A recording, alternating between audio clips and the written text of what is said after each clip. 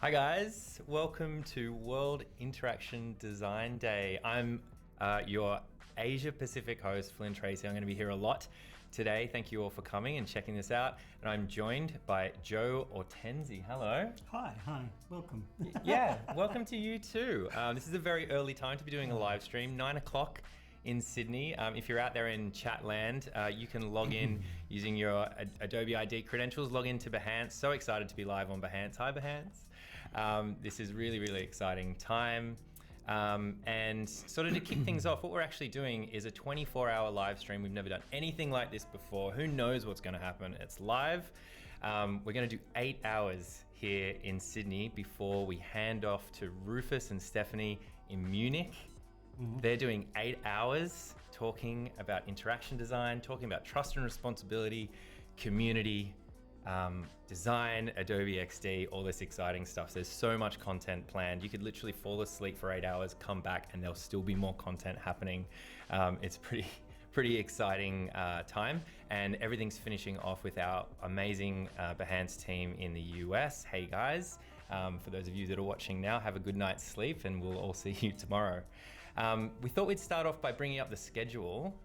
So this is what we're doing here in Sydney, starting off with Joe, who is with me, who's our local IxDA leader. So he's going to talk to us all about community and how to get involved with IxDA. We've got some events happening here. There are events obviously all around the world as well. Then we have Nick Gower with me as host. As you can see, my name is there a lot. So if my accent is off-putting, I'm very sorry about that. We have Pin Athwell, who's going to come in designing in XD. Have Tara Van Amerongen, who's coming in. Prue Jones, Jamie Reagan and Jason Grant in the afternoon, who will also be designing XD. Jai Mitchell from Google with host Jason Grant. So I get to take a break. And then we'll be back to kind of do a wrap-up round of show before handing over to our crew in Munich. So stay tuned, check it out. If you're there watching, we'd love to hear from you in chat. You can ask questions throughout the day. We'd love to hear from you. So here we go. That's the intro. Hi, hi and good morning. I guess we should jump straight in to talk about what IxDA is, since we're kicking off. So IxDA, all of these little dots, some of them represent one place and some of them represent more than one place. So IxDA's mission is centered around the human condition and experiences. I won't read the whole screen, I'll leave that for you to read. But the main issue to bear in mind is that IxDA is about individual initiatives, about contributing to a community, about sharing with that community, and about self-organization as the primary means for us to achieve our goals. So on that note, at the moment, there's 274 local groups. Now that has risen in the past year from about 200, 210. Wow. So there's been a lot of expansion this year. So those local groups are coordinated by 9 regional coordinators and 478 local leaders. For example, in Sydney, we have a crew of about, depending on who's around at any point in time, of about 15 to 20 people. Wow, and they're all volunteer. And they're all volunteers. Yeah. All of these local groups are completely volunteer run. So sometimes out of our own pockets, but occasionally, as with World Interaction Design Day, generous sponsors like Adobe, although IxDA Sydney tends to work with local sponsors for the most part. At the board level of IxDA, there's what do we got? 5 and 9 on the board, and I'll draw your attention to the top right corner, Katya Forbes, who's secretary. She's been on the board for about 18 months, I think. Forgive me, Katya, if I got that wrong. But back in the day, Katya and I ran IxDA Sydney together for a few years, rising it from a few hundred people and maybe 4 or 5 events a year up to about 3,500 members at the moment. And this will be our 3rd year running of about 14 events Wow. throughout the year. My gosh, that's like an event a month. More than an event a month. More than, at times more than. We have a high concentration when there's a conference in town. Right. So August and October tends to be quite crowded because in August there's UX Australia. So we beg those international visitors to come and see us.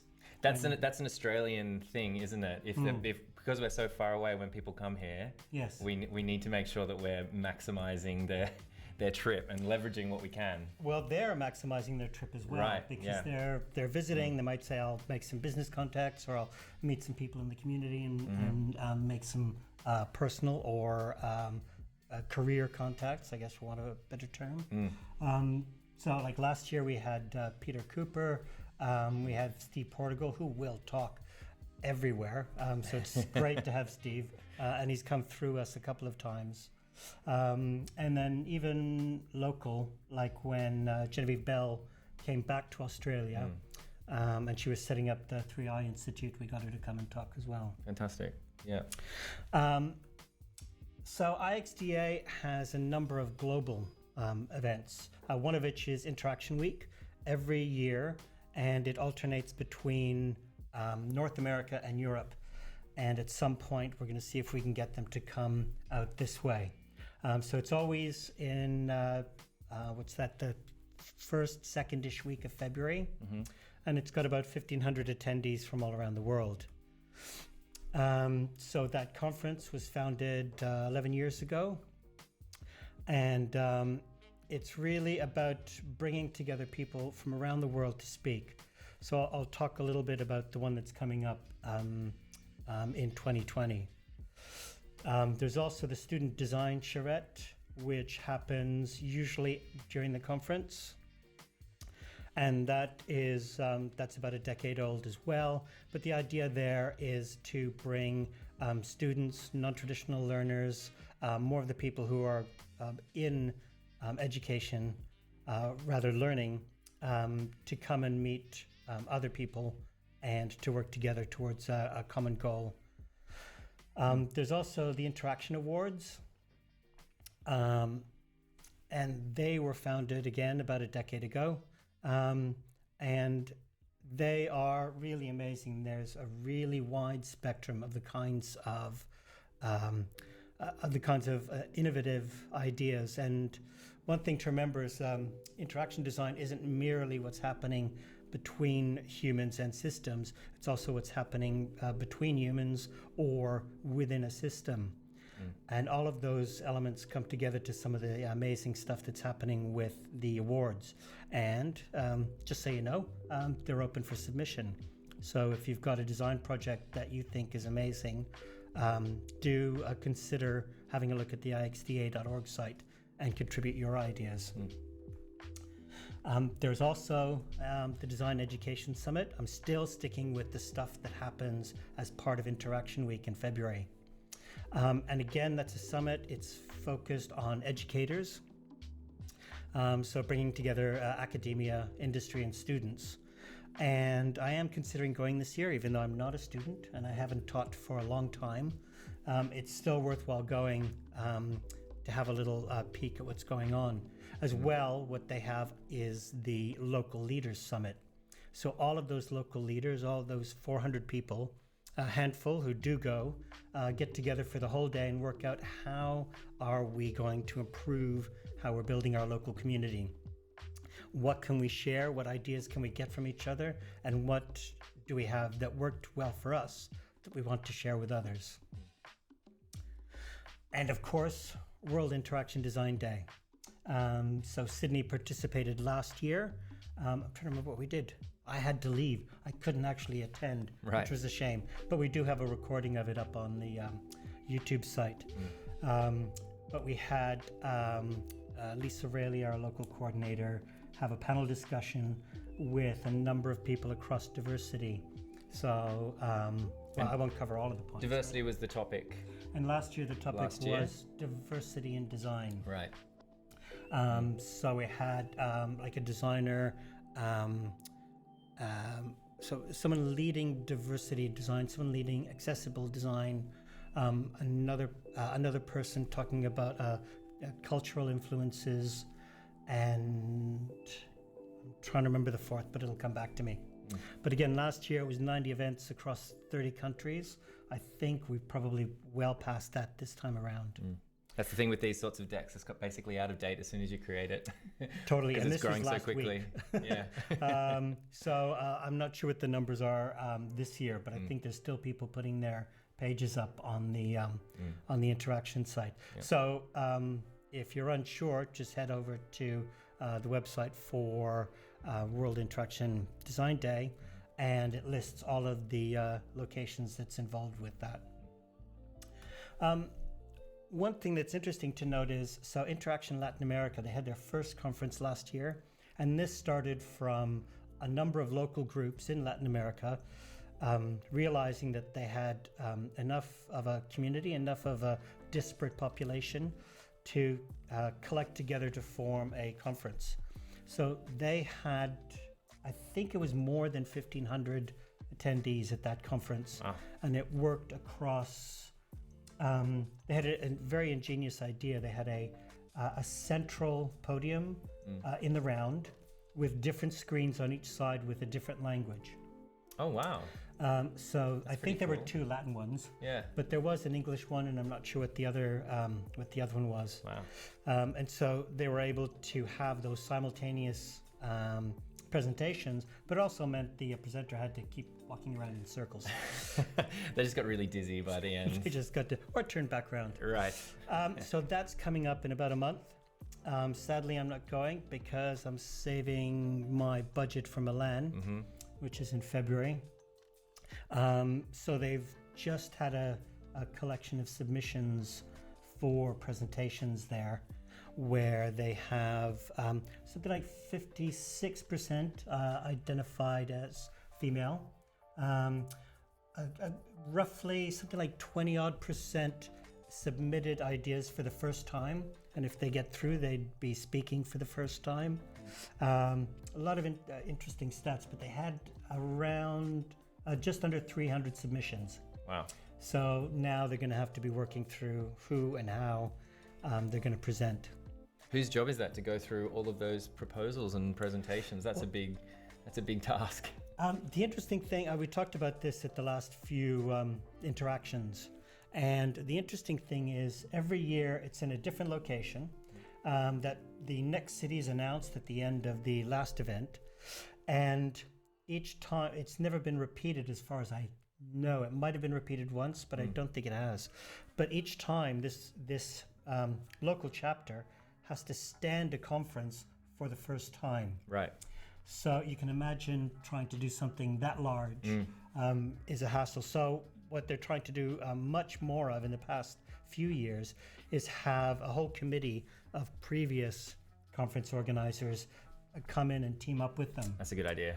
But I think the decision-making process for the conference itself is not at the board level, it's at that local location. So they're looking for what they perceive, what fits with their theme, and what they think that they can bring together in the venues that they have available. So I'd just, I guess, like to take a moment and talk about our local group. It's a large group. Geographically, it may not look as large as, say, it's larger than Europe, but it's actually more populous than Europe. And Lisa Rayleigh, again, is from Sydney. Interesting thing about IxDA is we've had at least 2 presidents who've been from Australia. Right. And at the moment, we've got a couple of Australians in there as well. So Australia, for its relatively small population, is quite active across IxDA. Apologies for the website, but we spread our efforts where we go. But we do have a website, and we have all the information about our events, and just some of the other programs we have that I'll be talking about in a minute. I just want to have a shout out to the main crew, and what have we got, 15, 17 here, thereabouts. There's also probably another dozen or more that help sporadically from from a simple task like helping guide people in or checking them in. I guess that's the thing with volunteer things, right? Like you can't be constantly available for it, so it kind of needs to be in many hands, kind of a little bit of zone coverage where, you know, some people are away, so other people need to kind of pick up the slack so you can kind of keep moving on. Yes. Otherwise things can just disappear because we all have jobs and careers to take care of. Yes, everyone here has a job. I just had to check. Someone is having children, but so she says, I'll do what I can, but don't ask me to lift anything. Yeah. So that's fine. We'll put her on the desk and she can check people in. So Shannon and Kevin are organizing the crew for tonight. So we'll probably have something like 10 people, plus the people who are helping with the workshop. Cool. Hi, Kevin. I know Kevin from a long time ago. Kevin probably is even watching. So just an example of, so after an event, obviously there's a good reason to go down to the pub to discuss things some more. So this is Peter Merholtz from Adaptive Path. And again, he was coming to Australia for a different conference. And he asked around and said, who should he talk to in Sydney about putting his face in front of people? And he was pointed at us.